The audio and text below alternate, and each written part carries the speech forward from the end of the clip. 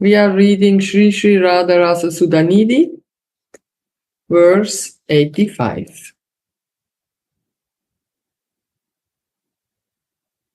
I cannot forget Radhika's beauty, the opulence of her newly entering youth, the movements of her eyes, her very amazing, delicious, chalk-like breasts, the sweetness of her bimba cherry-like lips, her smile, her words, and her playful gait.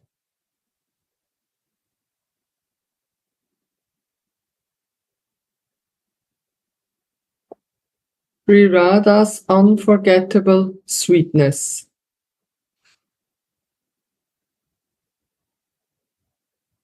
Shripad, in his Kinkari form, is engaged in Srimati's service in Javad, when Shyam suddenly plays his enchanting flute in a nearby forest. Although everyone is attracted to Krishna's soft flute playing, Sri Radharani is mostly attracted,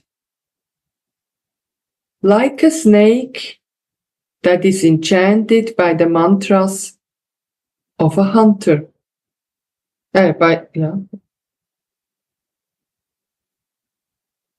Srimati rushes out of the house, flying up like a bumblebee after catching the delicious fragrance of Shyama Sundar. The maidservant who follows her like her shadow pacifies her with sweet topics of Krishna.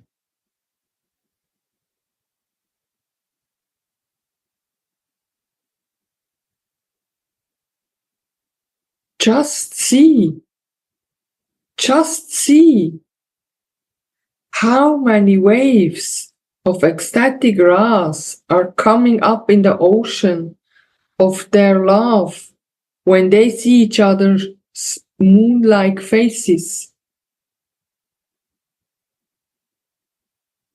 Their hairs stand on end and tears of ecstasy stream from their eyes.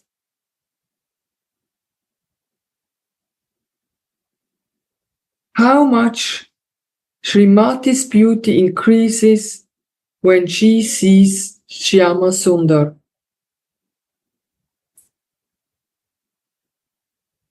It is as if beauty gushes out of her body.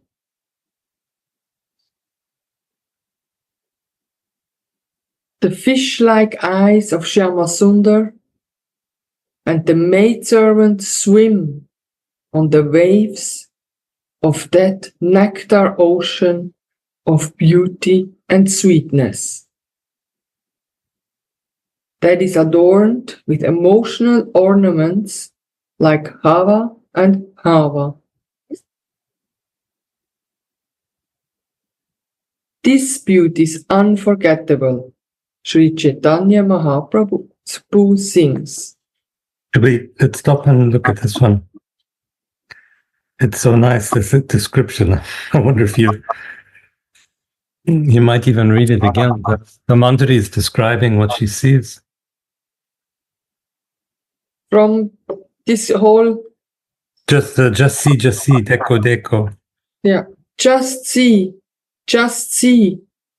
how many waves of ecstatic Ras are coming up in the ocean of their love when they see each other's moon-like faces. Their hair stand on end and tears of ecstasy stream from their eyes. How much Srimati's beauty increases when she sees Shyama Sundar. It is as if beauty gushes out of her body. The fish-like eyes of Shyama Sundar and the maidservant swim on the waves of that nectar ocean of beauty and sweetness that is adorned with emotional ornaments like Hava and Bhava. This beauty is unforgettable. What's really special about it, I think we forget sometimes how flowing the feelings are from Radha. You know, we understand that God is beauty, is pleasure, is love, Ananda, Satchit Ananda. We say God is. He's all things. So Krishna is all this beauty. And then we say sometimes, well, Krishna is the ocean of love. But the way that Radha reacts here and then in many places in this book is so energetic, so flowing. So it's ecstatic rasa. And it's not just something we can admire from a distance. It's coming out of the ocean. It's flowing.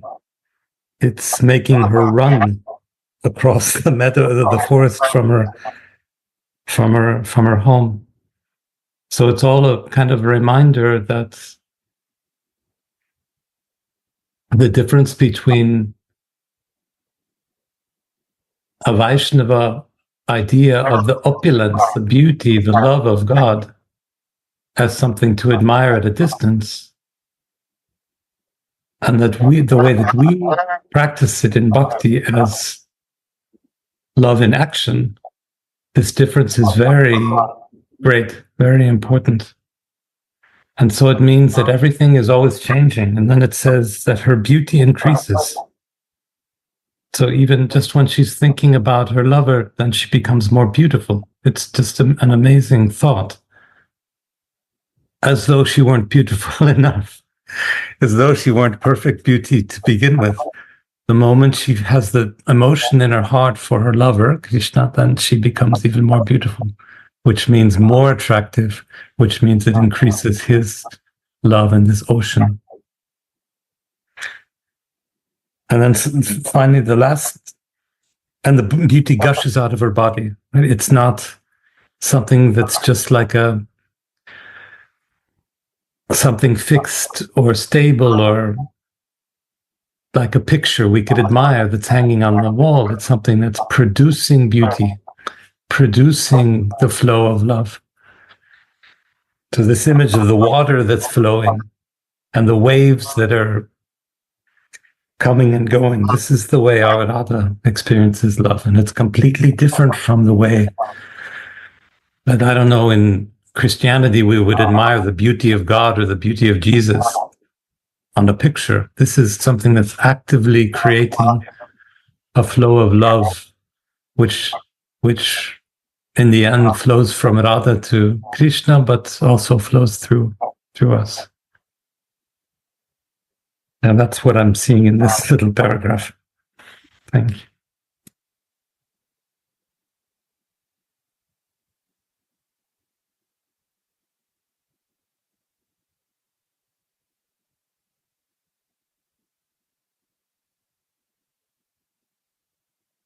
Shri Chaitanya Mahaprabhu sings.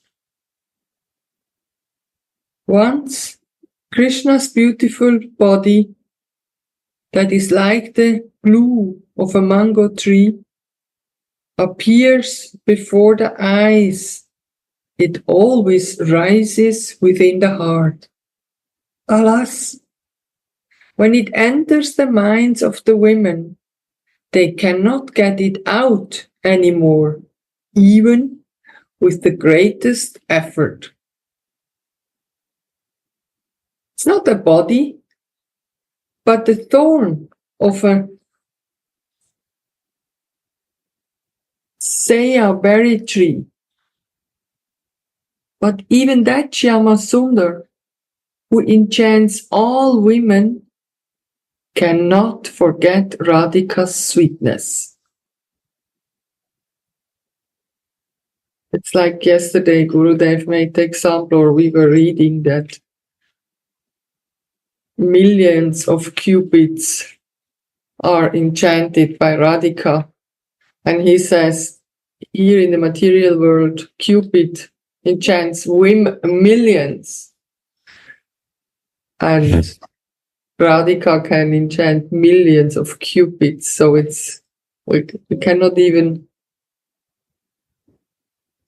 understand, or we cannot even see, or it's inconceivable how Radhika must be. One day when we see it, then we will know.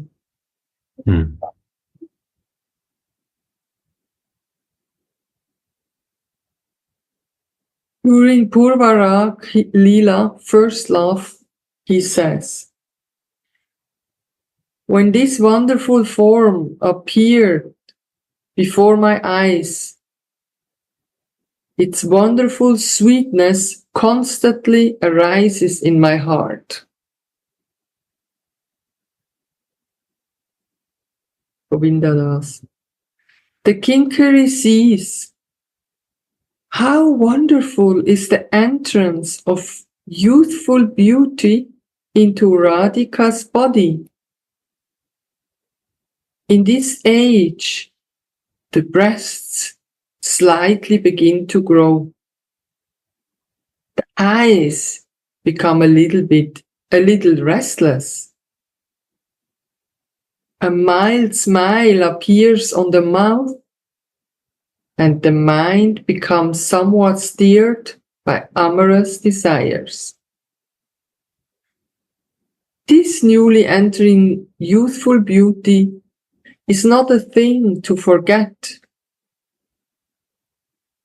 And the acharyas have blessed the neophyte devotees by recording their experiences in their books like Radha, Rasa, Sudhanidhi. These topics cannot be fully understood, though, as long as one is in material bodily consciousness. So it's really important to remember that what we're reading about, this is not in the material world. This is in the spiritual world. And indeed, Radha does not ever exist in the material world. She's in the spiritual world. So the body that we're getting descriptions of, the eyes and the breasts and the smile and all this, these are not material. And then if we remember that her body is made of pure love, something which is just crazy to try to understand. Her body is made of pure love, then these physical qualities, like the smile, like the breast, like the beauty, like the youth, these are all expressions of emotions. So whenever we hear about an ornament on Radha's body, this is an emotion. When we hear about some quality of her face or of her feet or of her body, these are emotions. In the spiritual world, there are no physical bodies. There are only emotions, only pure feeling. And so again, the Kinkari sees, that means that we're seeing from the Manjari point of view. And what the Kinkari sees, someone who's in the spiritual world, is that her breasts are growing and that her smile is growing, and that her, what else, the beauty is becoming youthful again. The eyes becoming a little bit restless. Exactly, exactly. And all these are these magical signs of love for Mohan growing miraculously. With the thought of Mohan, love in the universe increases. And this is why we want to meditate on the Radha Mohan. So the thoughts of love continue. Thoughts of love are always there. And this means that the love in the universe will always be growing.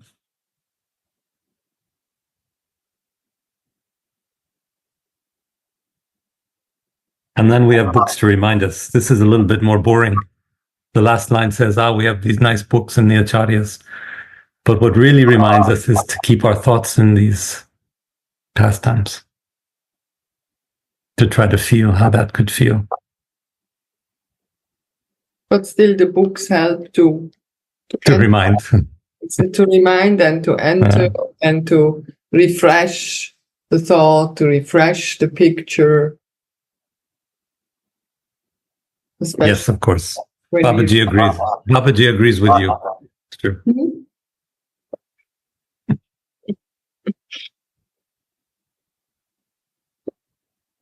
What a wonderful gesture Srimati makes with her eyes while eating delectable glances. While fasting. Sorry, the light is here very bad, to be honest. I see that. I have a hard time to see things, and maybe you can try to make a more light somewhere. What? What a wonderful what a wonderful gesture Srimati makes with her eyes while casting delectable glances at Shyamasundar, beautifying the whole of Vrindavan and enchanting Shyamasundar. Radhe Radhe. So maybe sorry. Near the there is right. Then like next to Gurudev is the Gurudev. Near fan of Gurudev. Near fan of Gurudev here? Yeah. Near fan. Some switches and one is big right here. Yeah. Maybe it's helpful for you. Yeah. How do you feel? It's a bit better, yeah.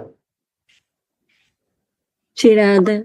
Thank you. The maidservant experiences Shyama's savor in her own heart.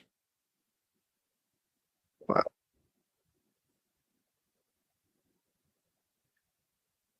Krishna's eyes are said to be cooling. Sitalam Drishtipate. Krishna Kaviraj. But Srimati Radhika glances soothe even his afflicted heart.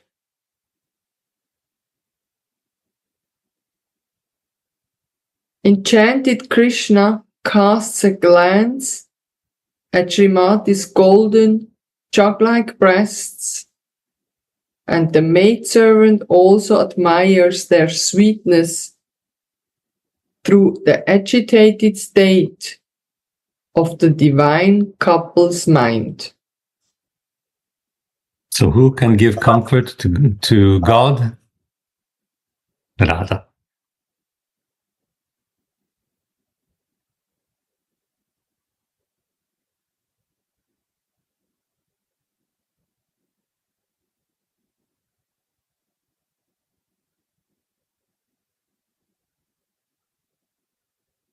Shyama is immersed in ecstasy, or Shyam is immersed in ecstasy, as if he is bewitched by some mantra. And he slowly approaches the golden-like Radha, saying, "Oh, beautiful girl, who are you? Have you appeared on the pathways of Vrindavan to illuminate the whole of Vrindavan with your sweet form that enchants all the three worlds? Are you the family deity of luster, or the goddess of youthful beauty herself? Are you a new treasure of sweetness, a flood of elegance, a river of bliss, or a stream of nectar? I think you are none of those, because even all these things together cannot be equal to you. I'm very eager to become acquainted with you. Oh, Kalyani, auspicious, beautiful girl. Please introduce yourself to me.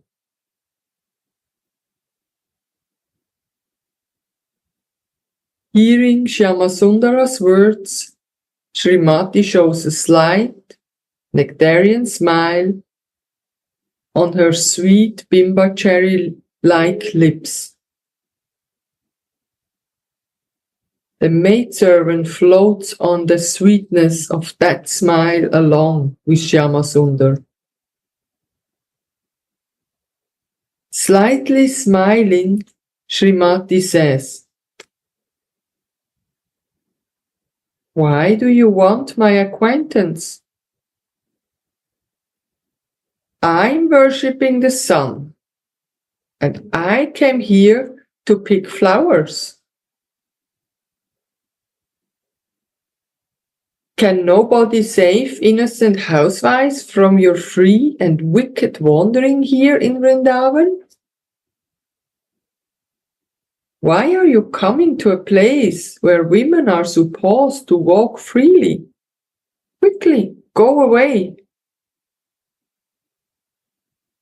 Our hero is enchanted by these sweet words. The light that shines from her teeth cannot be compared to pearls. The rays that shine from her body cannot be compared to gold. And her voice cannot be compared to that of a cuckoo. Full of desire, Shyam tries to catch the edge of Srimati's cloth. But Srimati flees away. How sweet and unforgettable are these pastimes!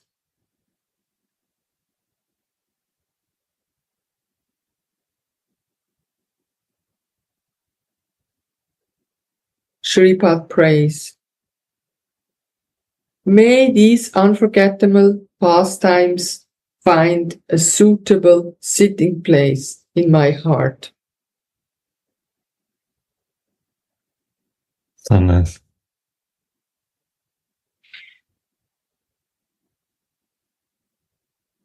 Maybe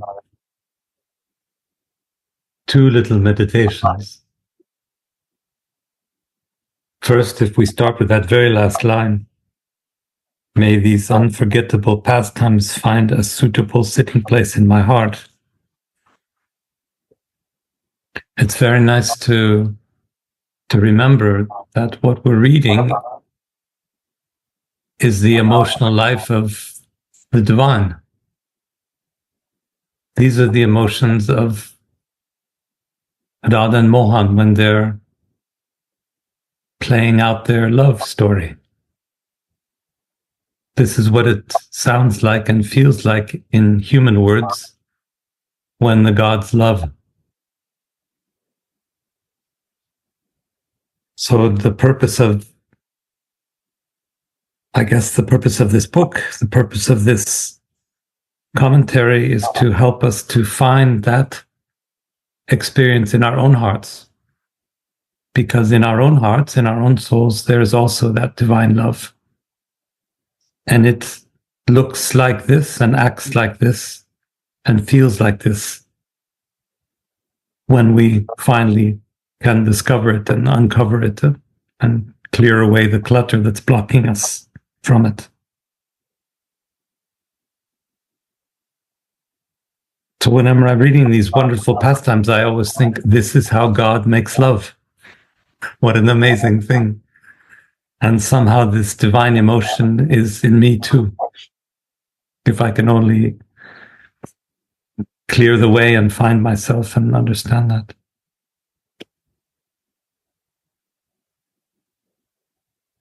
And then the second meditation is just on how comical this is, this last paragraph. I mean, Mohan's acting like he doesn't know her. They meet 8 times a day for 10 million years.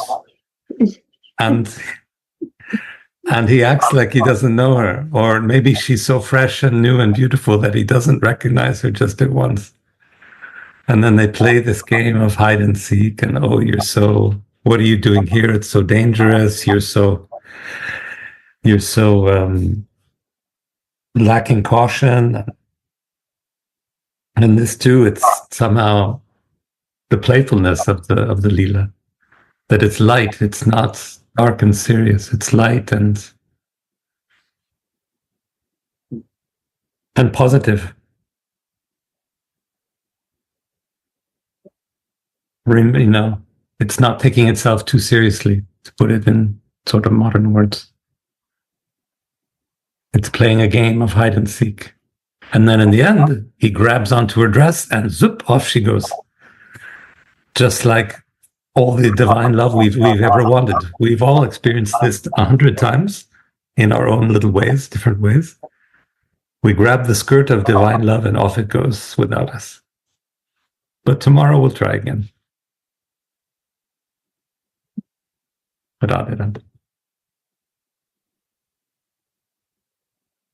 That's true. Sometimes it's like they meet the first time, but sometimes he's waiting for her and trying to collect taxes. So that means that he knows she's coming he knows exactly what she's doing.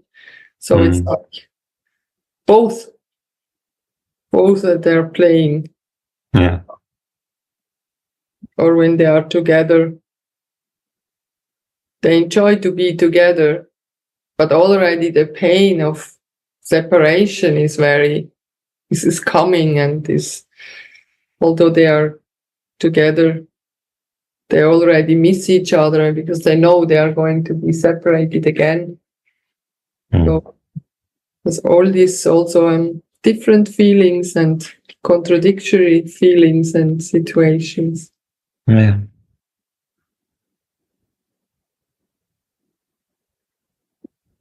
So this ever fresh love, ever fresh meeting, always for the first time, is what is increasing this love.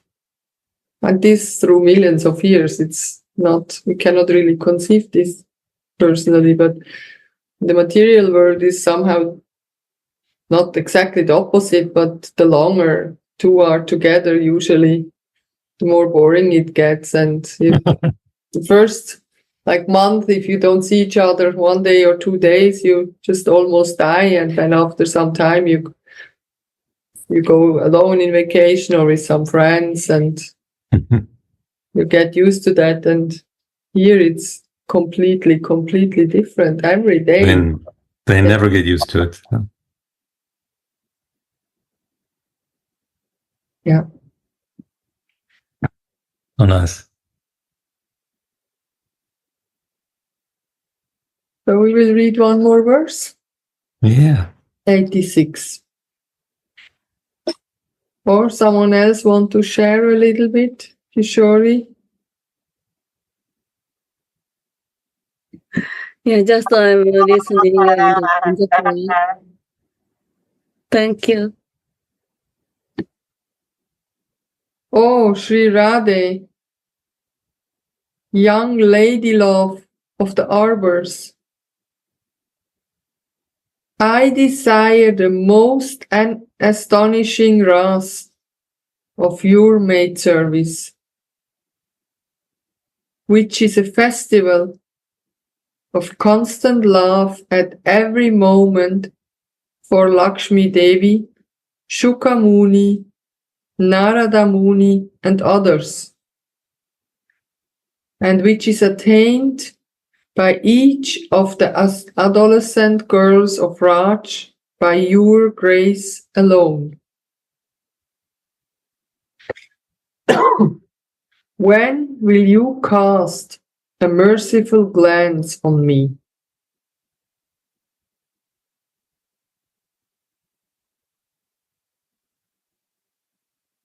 I need to do it. I read it again.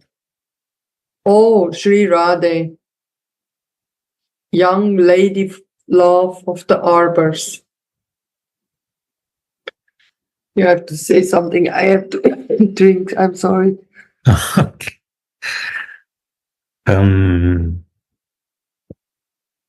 So now Shripad is speaking from Sadhakavesh, so he's from his material position, and he's asking, when can I come back to you? When will you cast a merciful glance on me? But the main point of the verse, I think, is that Shripad, just like speaking for us in a way, he's in material form now and in Sadhakavesh, like we are. And he's saying, I want to feel that flavor. I want to taste that rasa again. I want to taste that emotion of being your maidservant. And that's, in a way, he's speaking for all of us. We all want to taste that emotion. And we all have tasted at least a tiny drop of it, which is why we're all here. We've always felt when we're meditating on Radha, or praying, or in temple, or with sadhus, with Gurudev, that we feel the flavor of something special. And that's nothing. That's exactly what Shripad is referring to. A tiny bit of flavor that we have, which makes us ask, please, can I have more of that flavor? So Shripad is saying, I desire the most astonishing ras, flavor of your maid service. So all this just to say that we could very much put ourselves in Shripad's position in this verse. We have tasted a little, and now we are greedy for more. All of us. And then we pray that she'll give it to us. And giving it to us means just letting us serve her.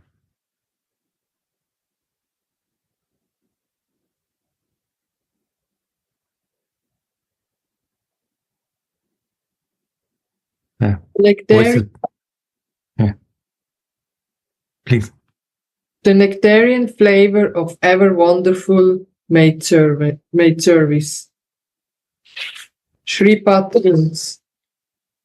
When the divine couple reveals its hundreds of delicious artful plays, this maidservant will be required to fulfill all of their desires. Wow.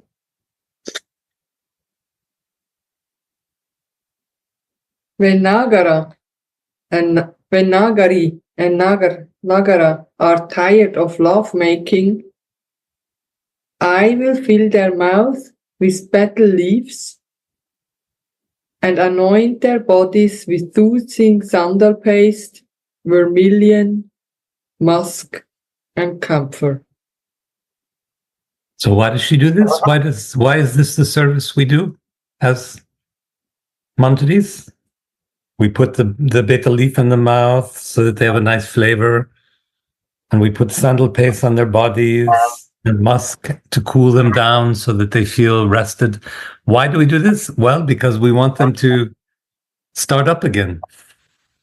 We want them to have a good rest and cool off, and then please continue the lovemaking so that the love will increase in the world. The prema will continue to flow. This is what our service is, making prema flow.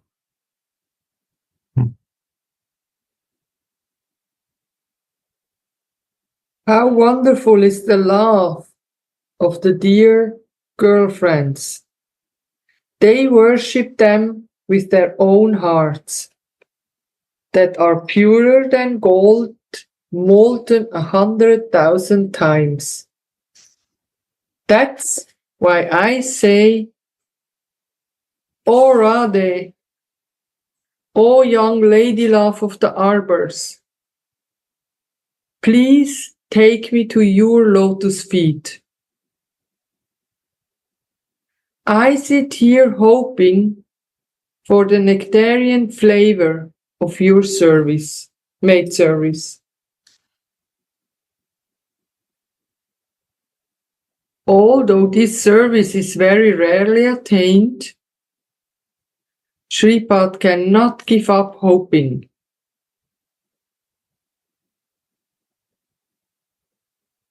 Such a strong hope is a sign of Chatarati or Bhava Bhakti, according to Rupa Goswami, and is caused by the extraordinary sweetness of Srimati's forms, qualities, and pastimes.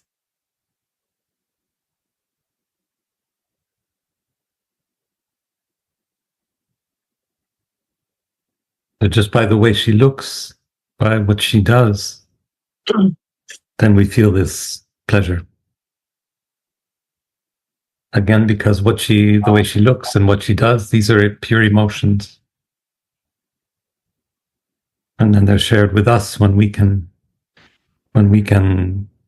serve these emotions, when we can help her in our hearts to continue the loving relation with her Mohan.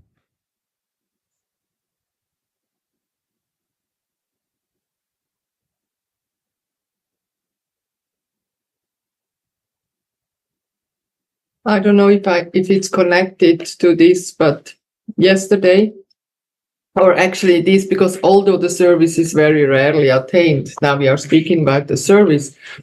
And yesterday, Satvi was there with Ramakripa Rose and had to go out for a moment, and I was playing with the baby.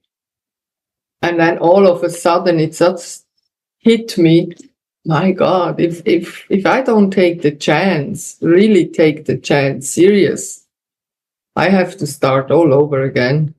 And I cannot take for granted that I will take a birth like her. So I said to Gurudev, oh my gosh, if I'm not taking the chance this lifetime, I have to start all over again, like a baby. And then he said, and you don't know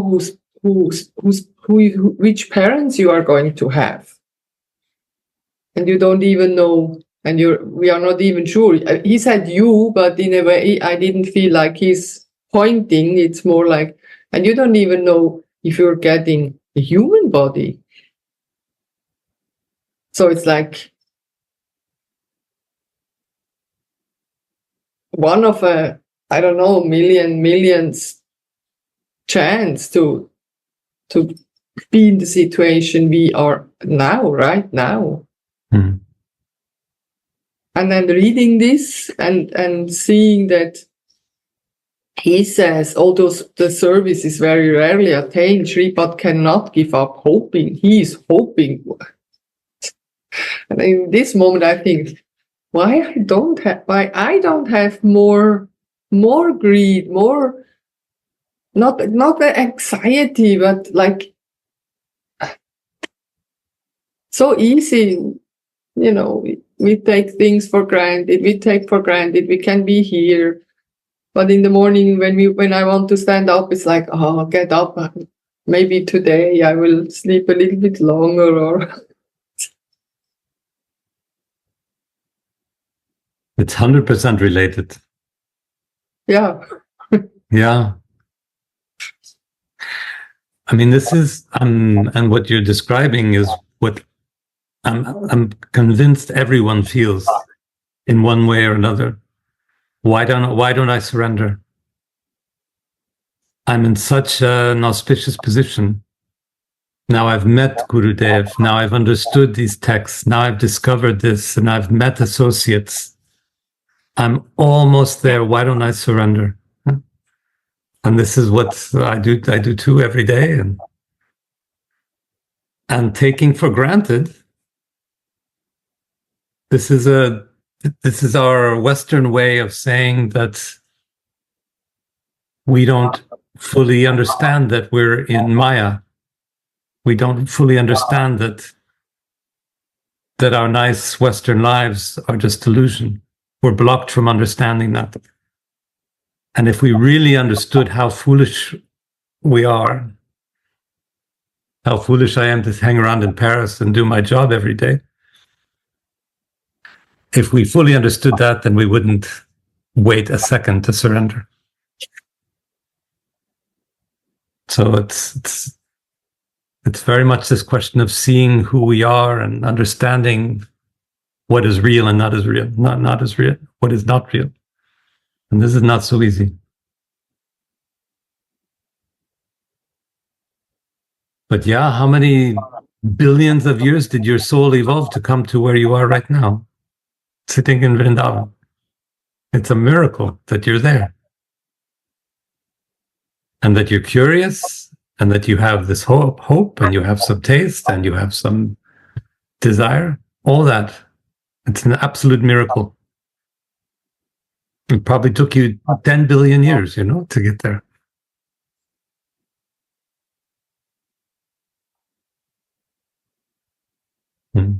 That's a very nice thought. Difficult to make the best out of it. I mean, or not difficult, but yeah, as you say, it's so quick. We forget, or I forget, I guess, most of us, but so that's why it's really nice to read. And yeah, I mean, remember. The goddess of fortune, Lakshmi, the queen of Vaikuntha, wanted to associate with Krishna just like the gopis.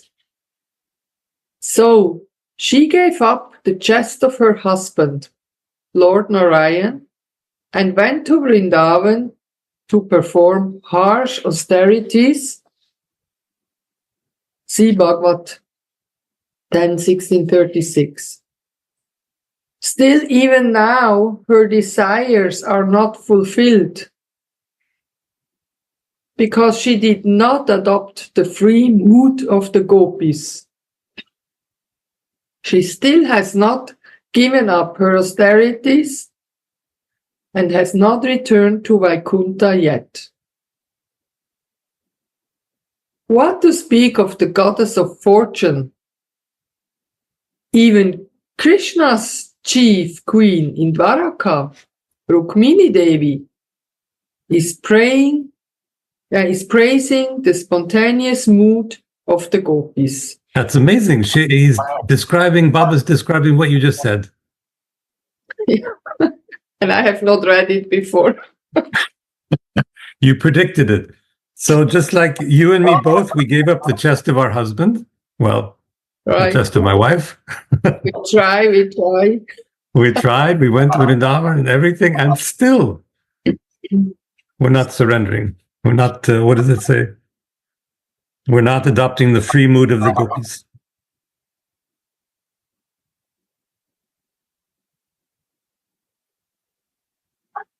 Yeah, because we want to be still want to be independent. We don't want to depend. Still this thinking I'm the controller. I want to control the situation. I want to know what's going on tomorrow. And I would put it in different words. I think you're right, but I would put in different words that we don't realize that we are not independent. Or we don't realize, yeah.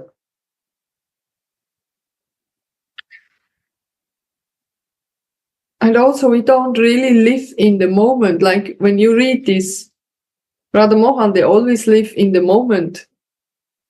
Okay, the Manjaris, they also don't live in the moment. They're always, when can I serve again? Or, what is this feeling?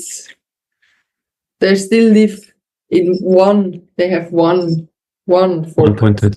Yeah. One-pointed, one focus. Eka. Rukmini Devi said, the gopis have given up their husbands, children, and all hopes for this life and the next life to serve Sri Krishna in the great love festival of the Rasa dance. They have attained a special intimate love for Lord Krishna that is always to be remembered by us queens in our highest spiritual practices, such as meditations. Shukha Muni's great love for Sri Krishna and the gopis can be clearly seen in the way he described the Rasa Leela in Srimad Bhagavata,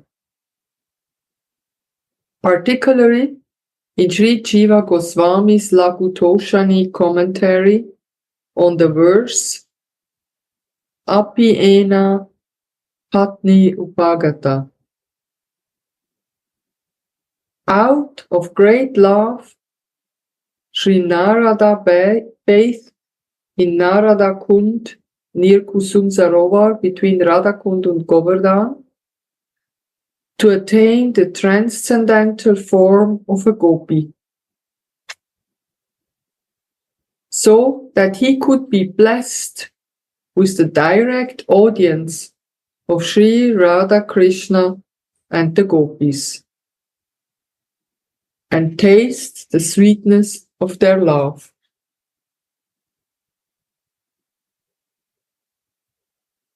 The word Adi indicates that also other great souls like Uddhava had attained such great love for Radha and the gopis. Uddhava's praises of the gopis have been written in the pages of the Bhagavata, Canto 10, Chapter 47, with golden letters. No one but him, who was a neutral spectator of these loving affairs, being in a mixed relationship of friendship and servanthood with Krishna, has so brightly made the victory flag of the gopis' love flutter in the sky.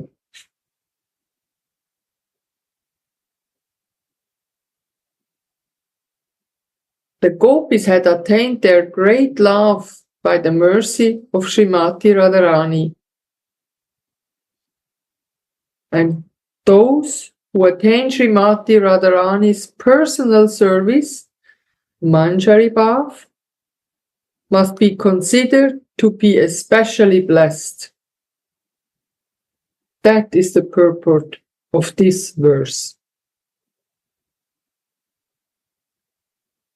I was just thinking, why do they talk about the gopis all the time? I'm not really interested in the gopis, and I don't want to be a gopi. I'm not interested in my mind all the time. And then the last sentence comes, and those who attain Srimati Radharani's personal service, Manjari Bhav, must be considered to be especially blessed.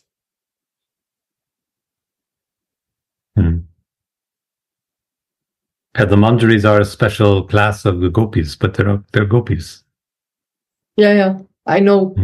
But still, it's just not, when we say gopi, it's just not clear what is their interest. And when you say Manjari, it's very clear. Very clear. Yeah.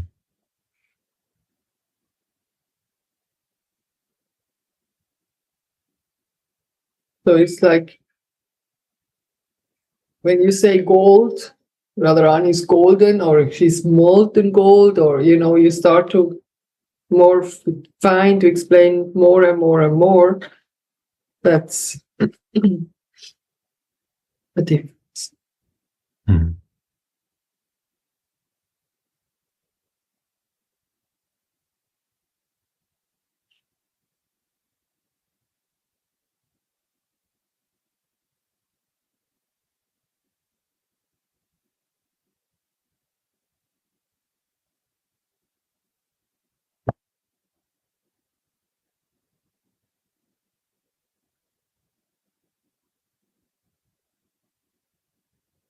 What I mostly love about the story of Uddhav in Bhagavatam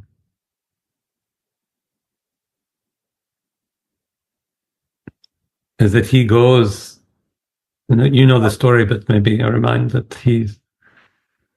when Krishna left Vrindavan to go to Mathura,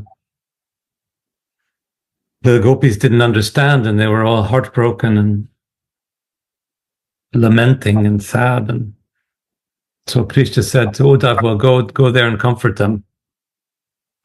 And so he arrives in Vrindavan, and he's all rational and philosopher, and he's going to explain everything to them. And then when he sees the gopis and how they're reacting, all their sadness and their love for Krishna, he completely changes. So he went to teach them, and in the end, the gopis taught him about feeling. So in a way, it's the professor who gets the lesson from the pupils who know more than him about feeling. Very nice story.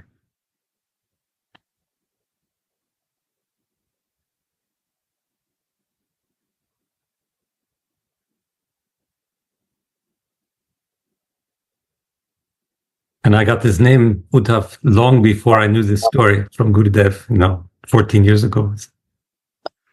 And it's perfect. Yeah. Learning from the gopis about feelings. It's color. Yeah. That's interesting.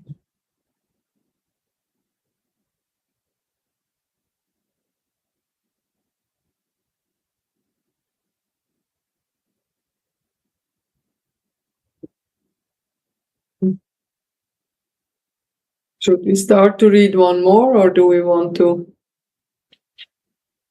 Well, I think that's plenty for today, don't you? From my feeling, yes. For the meditation, definitely. Lots to meditate on now. It was very intense. Good. Well, thank you for your reading, dear. Thanks for being there, even though it's lonely. Thank you for coming. Thank you for sharing. Jai Shri Radhe. Radhe Radhe Radhe.